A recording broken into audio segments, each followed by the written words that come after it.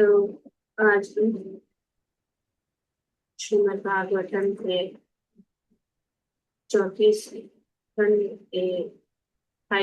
अध्याय के श्लोक संख्या 1 पढ़ रहे हैं। जो पहला श्लोक है इस अध्याय का, और इस अध्याय का शीर्षक है अगले जन्म में रंजन को स्त्री योनि की प्राप्ति। तो पिछले अध्याय में हमने देखा कि यमनराज ने कहा ये मेरा भाई प्रज्वावर है, प्रज्वात है। तुम्हें मैं अपनी बहन के रूप में स्वीकार करता हूँ। किसको कह रहे हैं ये? यमनराज किसको कह रहे हैं? कौन है? बहन नारद मुनि को। नहीं, काल कन्या, काल कन्या। तो ये काल कन्या। तो यहाँ पे यमनराज ने कहा कि और उनका भाई कौन है? यहाँ पे भाई प्रज्वाल, प्रज्वार, प्रज्वार। तो प्रज्वार नामक उनका भाई। और मैं तुम्हें अपना बहन के रूप में स्वीकार करता हूँ। मैं तुम दोनों का तथा अपने भयंकर सैनिकों का उपयोग इस संसार के भीतर अदृश्य रूप में करूंगा। तो ये अभी उन्होंने, इसने, यमनराज ने कह दिया। तो आगे यहाँ पे इस अध्याय की शुरुआत वहीं से शुरू होती है जहाँ पे अंत हुआ था पिछले अध्याय में। और नारद मुनि, जैसे हम जानते हैं कि ये कथा इसके साथ हो रही है, इसके साथ। राजा प्राचीन भविष्य। हाँ, तो राजा प्राचीन भरिष्यत और नारद मुनि। तो नारद मुनि, क्योंकि ये बहुत जरूरी है, क्योंकि जब लंबी कथा हो जाती है तो हम भूल जाते हैं कहाँ से कहाँ कौन किससे बात कर रहा है। तो इसीलिए यहाँ पे नारद मुनि ने कहा कि हे राजा प्राचीन भरिष्यत। तो राजा प्राचीन भरिष्यत को नारद मुनि कहते हैं कि तत्पश्चात यमनराज साक्षात भय। तो यमनराज कौन है? साक्षात भय है, भय का प्रतीक। तो भय का यवन मतलब जिनका कोई, क्या कहते हैं, तो कोई नियमों का, वैदिक नियमों के अनुसार नहीं चलने वाला, तो उसको यवन कहते हैं, अनसिविलाइज्ड। तो इसीलिए ये बहुत महत्वपूर्ण बात यहाँ पे यवनराज का जो कार्य है, क्योंकि उनका कोई ये नहीं है, कोई नियम नहीं है। वह नियम के बिना चलता है, वो कुछ भी करता है, वो कभी हमें कुछ वो सचेत भी नहीं करेगा। तो इसीलिए ये मृत्यु ऐसी है उनका। ये जो कनेक्शन यहाँ पे यवनराज जो है मृत्यु के जैसे, इसका कोई नियम नहीं है यहाँ की, इस स्थान पे, इस समय पे हाँ, इस परिस्थिति में मृत्यु आएगी वो कोई निश्चित नहीं है, क्योंकि वो कोई नियम नहीं है। काल का कोई नियम नहीं, वो चलता ही है। तो उनका कोई एटिकेट नहीं है, तो मृत्यु है विदाउट एटिकेट, विदाउट वार्निंग, बिना कोई किसी का। इसीलिए यहाँ पे वे कह रहे हैं कि प्रज्वार काल कन्या तथा अपने सैनिकों सहित सारे संसार में विचरण करने लगे। वो लग गई तो हम नहीं, वे विचरण करने लग गई। कौन? यवनराज जो यहाँ पे बताया गया है, दुष्टकारिण, ये शब्द सूचित सूचित करता है कि वह उनका संचालक है। किनका? काल कन्या और प्रज्वार। तो काल यवन राज जो है भाई और मृत्यु, और काल कन्या कौन है? काल कन्या जो है वो काल की पुत्री है, डॉटर ऑफ टाइम, काल कन्या। और वो किसकी प्रतीक है? बुढ़ापा, जरा, जरा कोई नहीं चाहता है उसको, जो हम पढ़ चुके हैं, जान चुके हैं, जरा कोई नहीं चाहता। पर वो सबको अपनाना चाहिए, वो सबको अपने अपना प्रभाव सभी के ऊपर जबरदस्ती डालना चाहिए। और वो भी उस उनको तो ये भी मिल गया, छूट मिल गया, जाओ सब जगह घूमो। और उसका भाई, दोनों साथ। तो ये सब क्या कर रहे हैं? विचरण कर रहे हैं। कहाँ पे? सारे संसार में मृत्यु, जरा और प्रज्वार।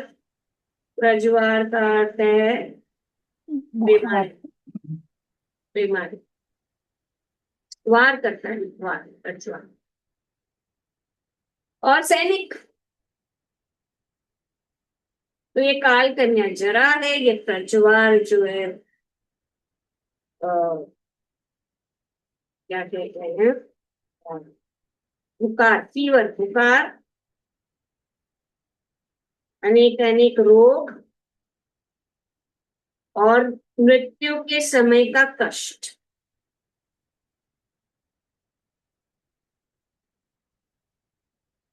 तो खास करके मृत्यु के समय का जो कष्ट है ये प्रज्वल दिलाता है। और सैनिक क्या है? अनेक अनेक प्रकार की बीमारी, अनेक अनेक प्रकार की चिंताएं, अनेक प्रकार के मानसिक तनाव और डिस्टरबेंस जो भी है, ये सब तो सैनिक।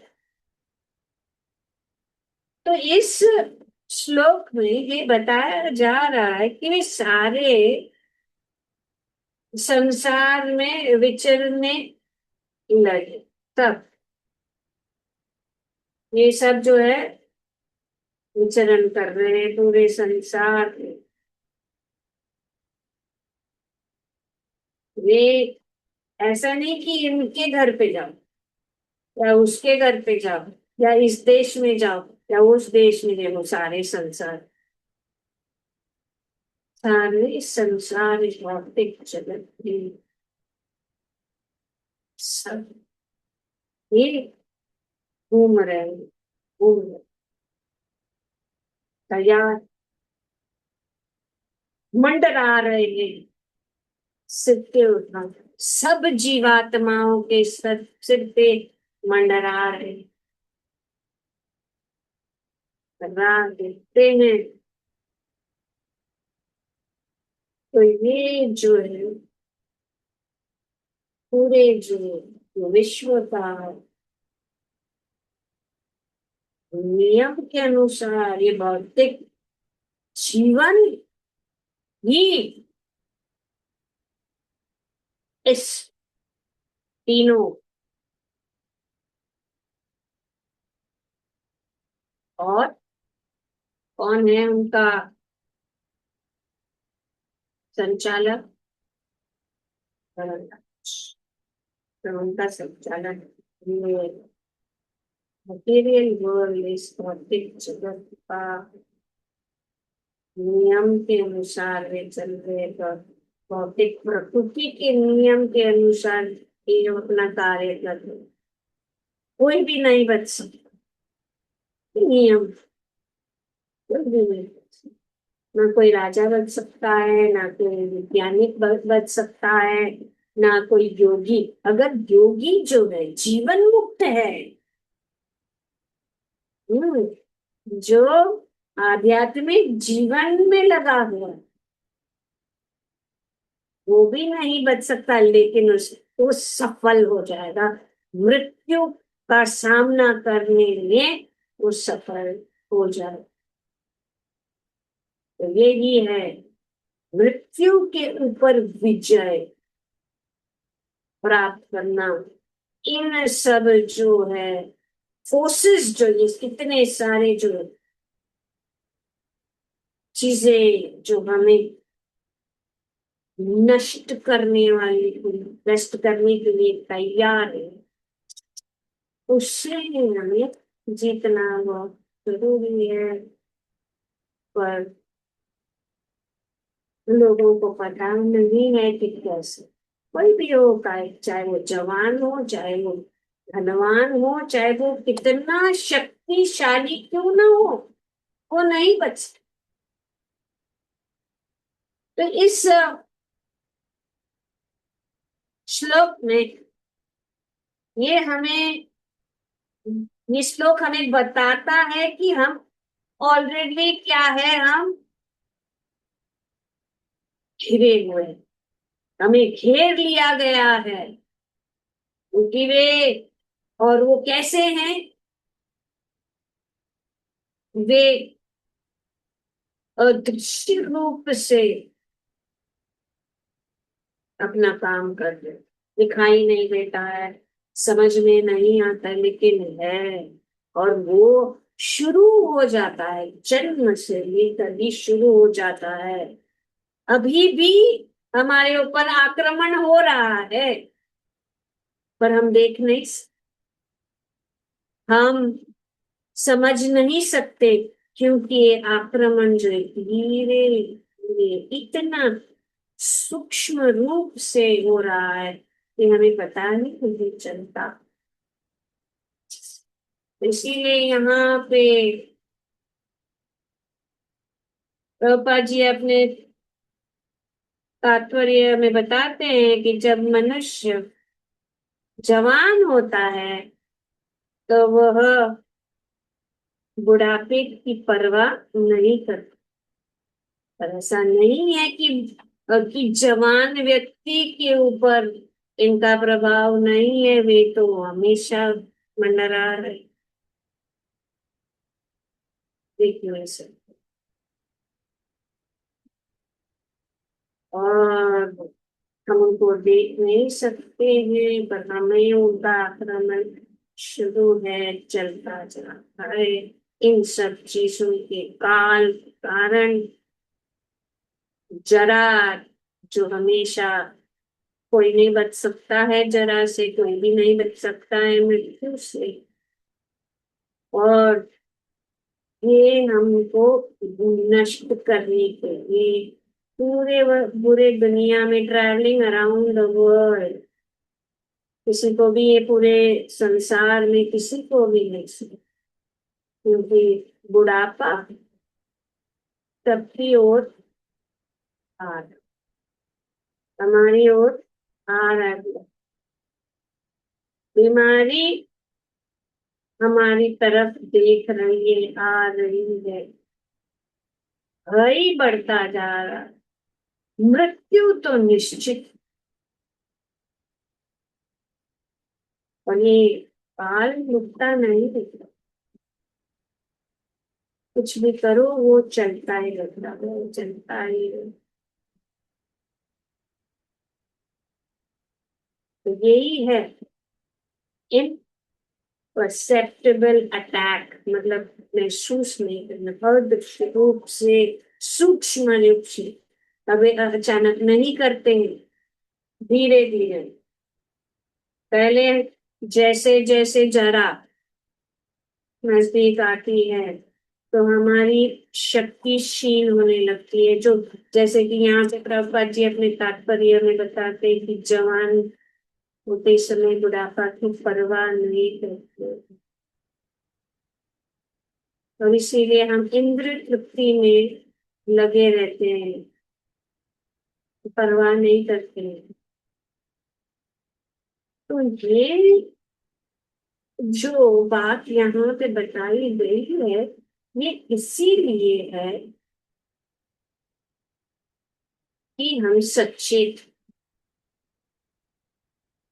सचेत होने के लिए, ये डराने के लिए नहीं। हम इसको पढ़े नहीं पढ़े, जो ये अपने काम करने वाले ही हैं। ये तो हमारा सौभाग्य है कि हमें ये दृष्टि प्रदान की गई है शास्त्रों के द्वारा, भागवत के द्वारा हमें ये दृष्टि प्रदान की गई है, जिसके पास, लोगों के पास, भौतिकवादी लोग जो इंद्र तृप्ति में लगे हैं, उनको ये पता ही नहीं है। तो हमें जो ये, हम सब जो भक्तगण हैं, इस चेतावनी को लापरवाही से नहीं लेना चाहिए। ये क्या कहा गया है? Precaution is better than cure. हम अपने आप को सुरक्षित करना, ये जो है फल से बेटर है। अगर कुछ बीमारी हो जाए तो हमें सावधान हो जाना चाहिए। और इस भवरोग जो है सबके ऊपर लागू है। ये रोग तो कोई नहीं बच रहा, ये भवरोग से कोई नहीं बच रहा। पर क्यों ये इतना महत्वपूर्ण है हमारे लिए इस जीवन में? क्योंकि हमें दुर्लभ मानव जीवन मिला, बहुत दुर्लभ है। इस मानव जीवन में ही हम इन चीजों को समझ सकते हैं। तो यहाँ पे सभी जीवों के ऊपर लागू, पर ये मानव जीवन के अंदर खासियत यही है, खाना पीना सोना ये सब के लिए नहीं है, वे तो पशु जीवन में भी हम करके आए। पर ये खासियत बेस्ट मानव योनि, वो हमें इस अटैक, इस आक्रमण से हमेशा हमेशा के लिए निकल जाने के लिए हमें मिला है। ये मानव जीवन इसीलिए, क्योंकि हम प्रत्यक्ष रूप से समझ। अभी ये पक्षी बैठा हुआ ना, उसको पता क्या पता है? उसको सब मालूम है, सब चीज़। वो जी रहा है, खा रहा है, पी रहा है, उसको दो दाना दे तो खुश हो गया। और उसको पता नहीं है तो कैसे इस पिंजरे से बाहर निकले। तो ये जो शरीर है हमारा, एक पिंजरा है जिसमें हम बंदी बन के बैठे हुए हैं। उससे निकलने के लिए शास्त्र, शास्त्र इसीलिए। और दुर्भाग्य की बात या आश्चर्य की बात यह है कि ये किसी सूक्ष्म रूप से हो रहा है, हमें पता नहीं। अभी तो बहुत समय है, हम सोचते हैं कि अभी तो बहुत समय है, कभी आनंद नहीं हो। पर ये तो ऐसा अटैक करता है कि कभी आएगा, बोल के नहीं आता ये बीमारी मृत्यु। एक दिन हम बहुत अच्छे से बात कर रहे, चल रहे थे, दूसरे दिन में पता नहीं क्या हो गया, रोग आ गया। हमने तो बुलाया नहीं रोग को, लेकिन रोग आ गया, या अचानक मृत्यु हो गई। ये सबसे बड़ी समस्या है।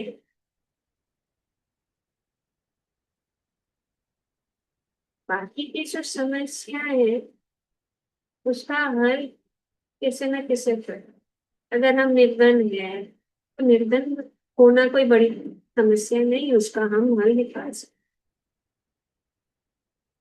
अगर हमारे पास कुछ चीजें नहीं है, हम उसका हल निकाल सकते हैं। उसका हल क्योंकि पता ही नहीं लग रहा ना।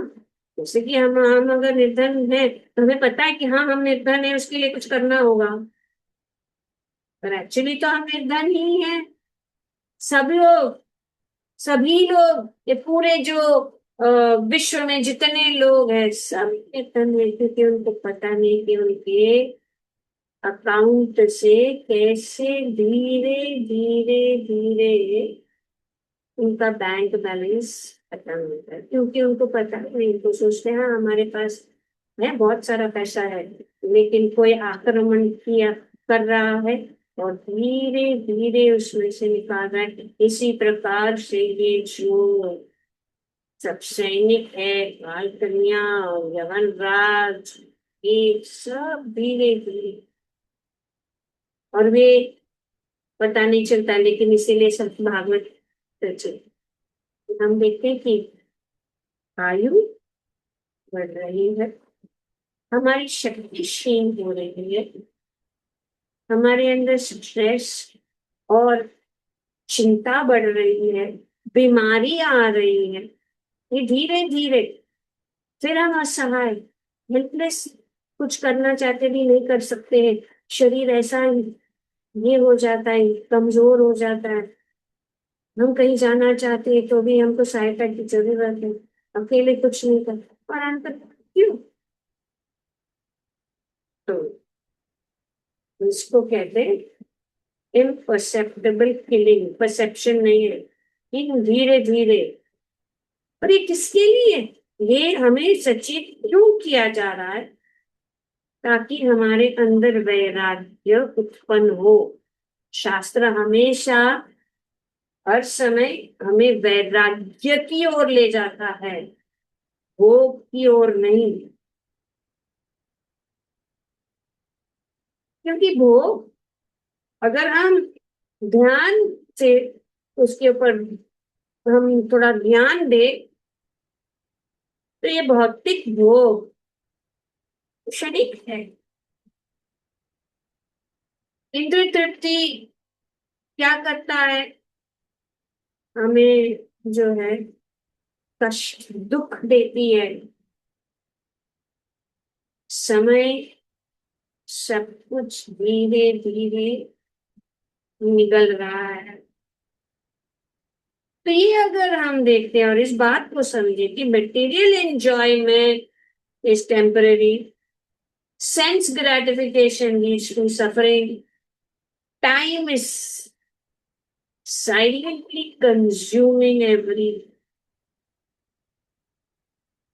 शब्द तत्व, नष्ट हो रहा। समय सब हमारा जीवन जो है आगे पहले बच्चे यौवन अवस्था, तब शील समय ने सब जो व्यक्ति इसको समझता है, तो इसका उपाय क्या करना चाहिए? उपाय भक्ति।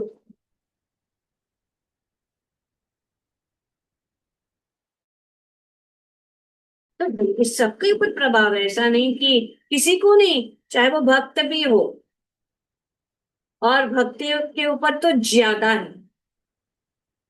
क्यों? क्योंकि भगवान इनको इसीलिए ये काम करने देते हैं। हमें हमें क्या दंड देने के लिए नहीं, पर हमें याद दिलाने के लिए ये भौतिक जगत क्षणिक है, ये शरीर क्षणिक है, उसके साथ संबंधित जो भी चीजें क्षणिक है, और यहाँ हमारी जगह नहीं है। हम आत्मा है। ममैवांश जीव लोके जीव भूत सनातना। हम भगवान की अंश है, हम यहाँ के नहीं है। ये हमारे लिए फॉरेन लैंड है, ये हमारा जगह नहीं है। तो ये याद दिलाने के लिए कि यहाँ हम क्या कर रहे हैं, इस वातावरण में हम कहाँ फंस गए। और ये वातावरण सबको, सबके ऊपर लागू है, चाहे वो भक्त है या कर्मी है। लेकिन कर्मी जो है, दूसरा कोई स्टॉप गैप सिचुएशन को दूसरा कोई हल निकालता है, वो भी निष्फल हो जाता है, कुछ समय के लिए चलेगा। लेकिन तुम्हें कुछ भी हमेशा के लिए नहीं। इस भौतिक जगत की जो प्रक्रिया है, इस भौतिक जगत के जो उपाय हैं, जितने भी अच्छे क्यों ना हो, वे क्षणिक ही कुछ समय तक। तो इसीलिए प्रभुपाद जी बताते कि भौतिक जगत ये एक दुर्ग है। किसी को अगर कोई अपराधी है, उसको जेल में डाल दिया जाता है। जेल में क्यों डाला जाता है?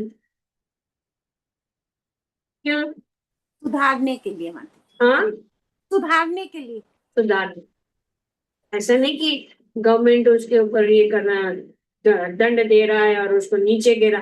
उसको इसके लिए ताकि वो सुधार जाए, ताकि वो उस वातावरण से बाहर निकल के जेल के अंदर सोच के सोचेगा, नियमों को पता चलेगा कि ऐसा नहीं करना, ये नहीं करना है।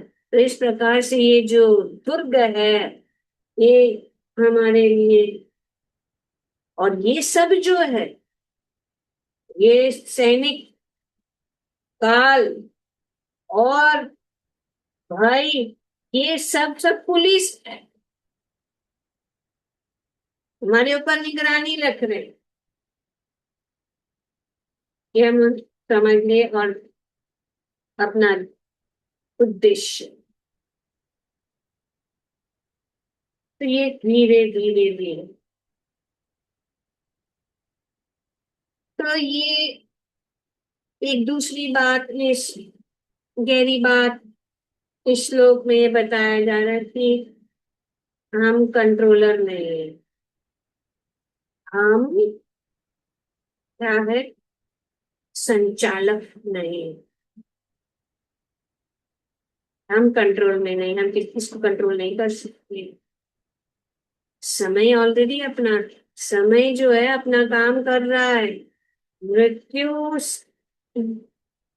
बढ़ती है, आगे बढ़ती हुई चली आ रही है। ये पूरा जो सिस्टम, ये पूरा फर्स्ट क्लास शरीर का जो सिस्टम है, एक एक सिस्टम जो है बंद हो रहे। तो you're not in control. Time is already acting. Death is already approaching.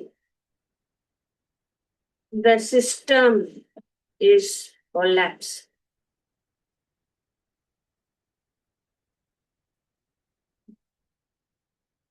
तो इसीलिए अगर हम ये समझ ले, तो उनके आने से पहले, वो आ रहे, मृत्यु आ रही है पास, उसके आने पूरा अपने को कला पकड़ ले।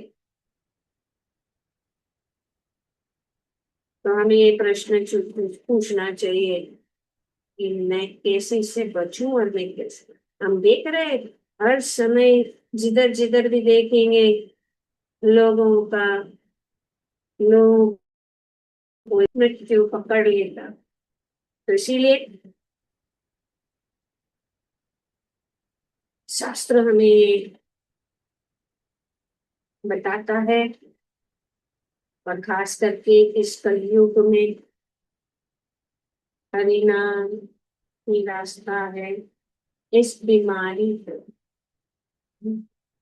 यहाँ पे श्री भक्तिविनोद ठाकुर बहुत सुंदर भजन होते, जीव जागो जीव गौरा चंद्र पोटा निद्र जाओ माए कि जागो, ये जागरण है। असतो मां सत्य, तमोसो मां ज्योतिर्गमय, अमृत हमेशा सत्य, असत से सत्य, और मृत्यु को जो है रोशनी से दिव्य चक्षु से हम जो है कॉन्कर कर सकते हैं, क्योंकि कोटा निद्र जी जायो माया नसीब, माया पिशाची, माया पिशाची, ये पिशाची है माया। माया हमें इसमें जकड़ के रखती है, तो इसके बाहर निकलो। और श्री चैतन्य महाप्रभु नीची औषधि माया, नीची औषधि माया नसीबर लागे, परिणाम महामंत्र लो तुम्हें। तो इस माया को, इस पिशाचिनी और ये माया को, और ये सब हमारे सामने, ये पूरा जो ये पुरंजन का ये जो कथा है हमारे सामने ये सब कर रहा है, ताकि हम सचेत हों। हमें डराने के लिए नहीं, हमें बाहर निकालने के लिए, हमें मुक्त करने के लिए, हमें फ्रीडम।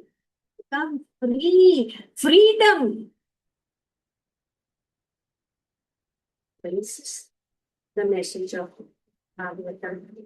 डराना चीज नहीं है। इसीलिए हमें बहुत ध्यान पूर्वक श्री चैतन्य महाप्रभु ने कहा है उसको हमें क्या करना है, अपनाना है, और फिर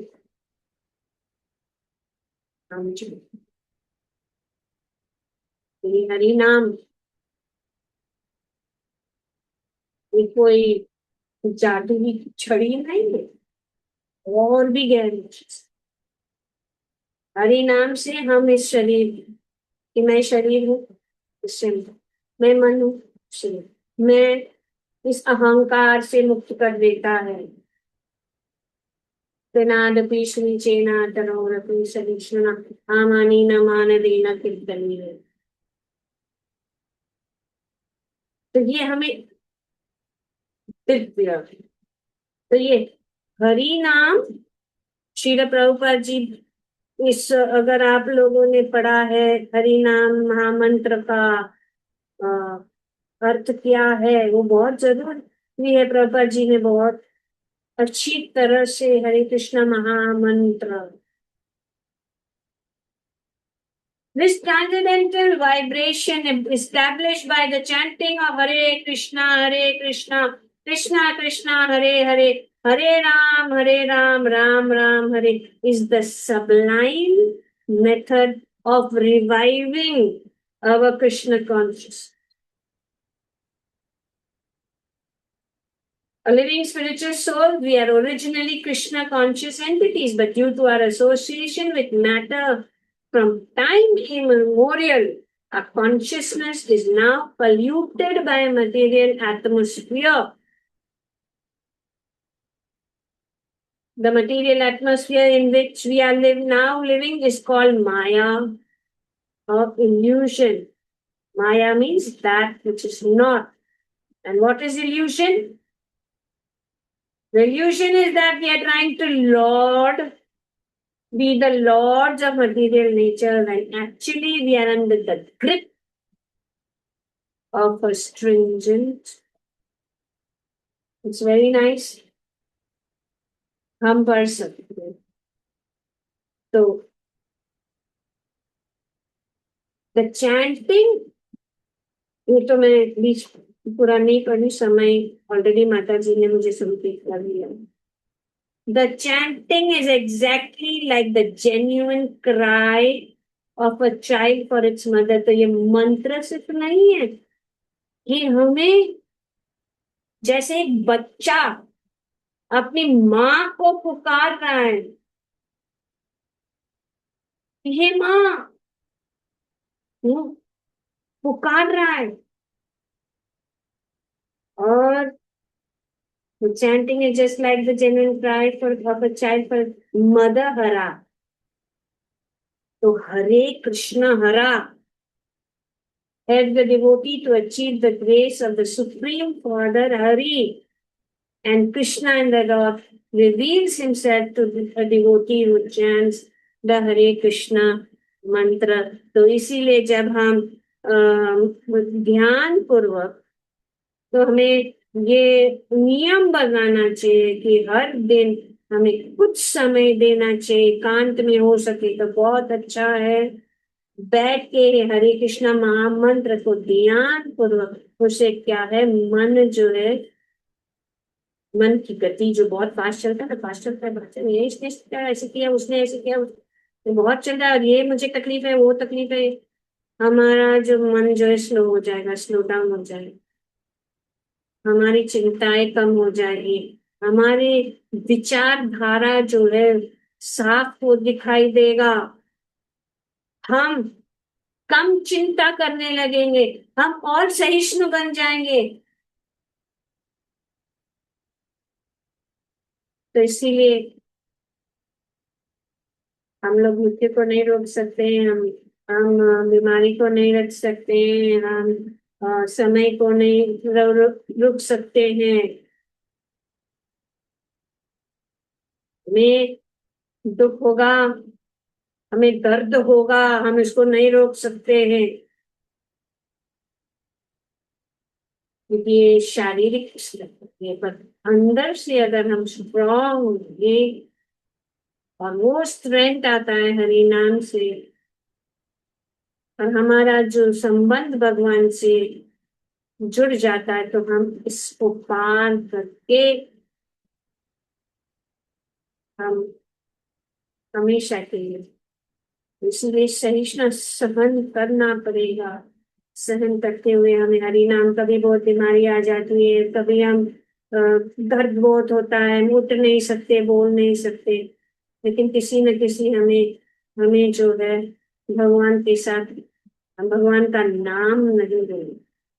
हरे कृष्णा कृष्णा कृष्णा हरे हरे, हरे राम राम राम हरे हरे। और अगर आपको इस अंधविश्वास में मत रहिए कि हरि नाम हमको, ये हरि नाम जो है पता नहीं है कि नहीं, लेकिन ये विश्वास प्रैक्टिकली हम कर रहे हैं। अगर हम हरि नाम कर रहे हैं तो साक्षात रूप से करके देखो, और अगर हम 7 दिन के लिए भी ध्यान पूर्वक, अगर आप भी 7 दिन दे दो, 7 दिन बैठकर ध्यान पूर्वक जो है जप करे, हरे कृष्ण कृष्ण कृष्ण कृष्ण कृष्ण हरे राम राम राम हरे हरे कृष्ण कृष्ण, हाथ चल रहा है, ऐसे नहीं, ध्यान पूर्वक खत्म करने के लिए नहीं, ध्यान पूर्वक हरे कृष्ण कृष्ण कृष्ण हरे हरे, हरे राम राम राम हरे हरे। हम सबके पास फोन में रिकॉर्डिंग है, रिकॉर्ड योरसेल्फ, अपने आप को रिकॉर्ड करो और सुनो आप कैसे बोल रहे हो, और सबको पता चले। ये अगर हमें परफेक्ट करना है, क्योंकि यही हमारी जो है रस्सी है, इस पूरे अंधकूप से बाहर निकलने की रस्सी। तो अगर वो रस्सी कमजोर है तो हम वापस गिर सकते हैं, तो इसीलिए हमें मन के ऊपर ध्यान रखना है।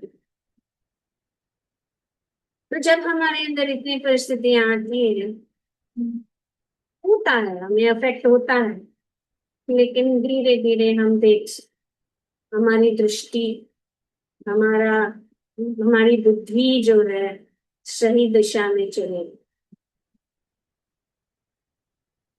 तो अगर हम ऐसे, तो हम सोचेंगे कि क्या क्या क्या फायदा है, क्या फायदा है?